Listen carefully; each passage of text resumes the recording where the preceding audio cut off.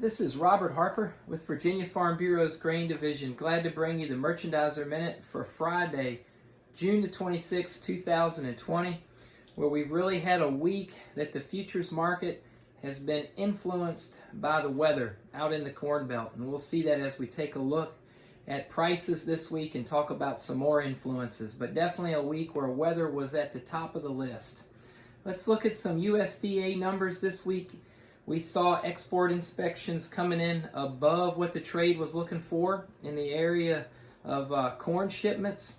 We saw beans, the bean export inspection numbers this week coming in below expectations. And we had the wheat vessels that were loaded this week for export coming in above expectations.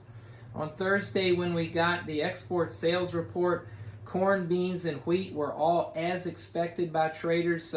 The numbers were all as expected as far as what was actually sold. We had Mexico again as the top corn purchaser.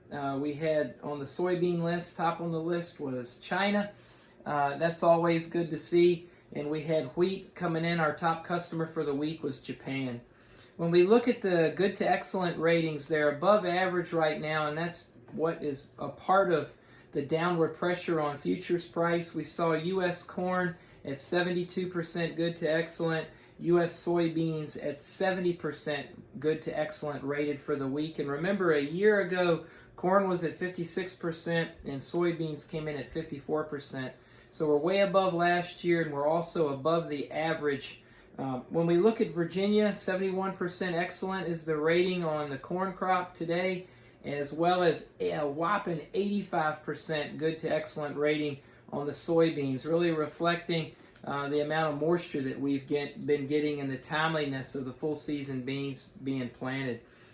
Wheat harvested, our number was at 38% coming into this week. Last year we were at 51%, and we all know the wheat harvest is behind schedule in most parts of Virginia, and it has been a difficult week again in many parts of the state, combining wheat around rain events. Let's look at the futures part of your cash price. July corn this week closed down 15 cents a bushel at $3.17. July soybeans were down 10 cents a bushel for the week to close at $8.65.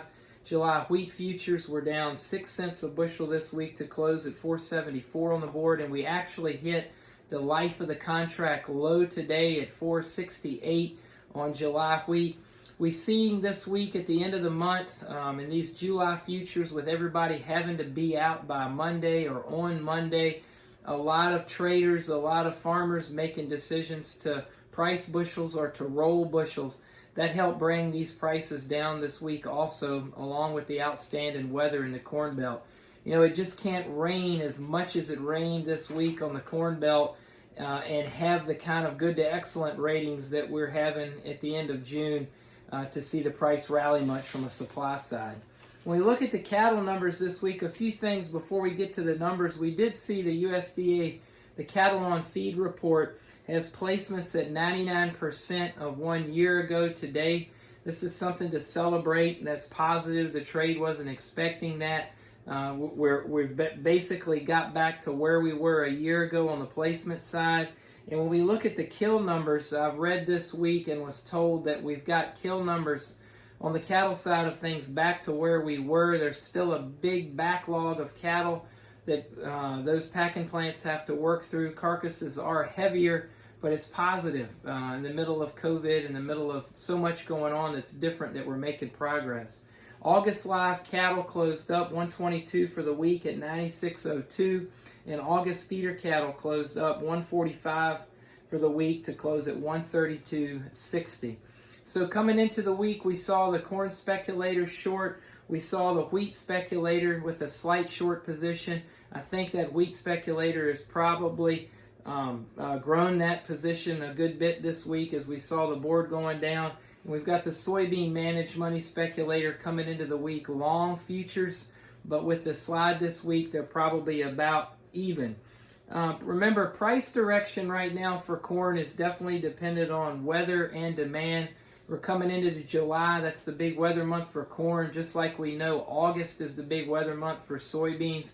And right now, when we look for price direction in beans, it's obviously some coming from demand, but plenty from weather as well. We saw Russia announce this week that they would lift all restrictions on the export of wheat.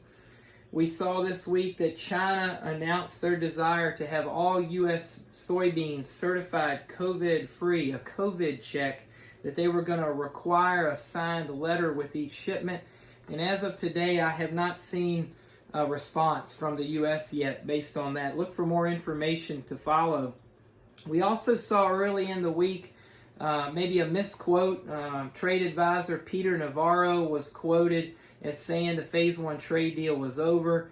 He stepped back from that the next day and said he was misquoted and that China is still on track and committed to those purchases.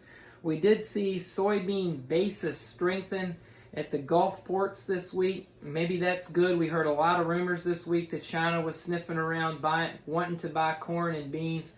We know the Chinese were on a holiday for most of this week, so flash sales announcements were very hard to come by this week because of that holiday that they were on. But maybe this is a lead-in that if we're seeing basis strengthening at those Gulf ports, that they are truly looking for beans and corn. The weekly EIA report, the 8th week in a row of ethanol production up 6% this week, and the 9th week in a row of ethanol stocks going down 1.5%. So those are good numbers. We also saw this week that Bayer Ag announced that they were going to settle about 100,000 U.S. lawsuits in reference to their Roundup product, $10.9 billion. It's definitely got some negative implications, obviously, for many people involved in agriculture. So moving into next week, remember it's all about Tuesday, June the 30th at noon Eastern. We get the planted acre report from USDA as well as the quarterly stocks. We're going to be watching weather, watching money flow, new week, new month, new quarter.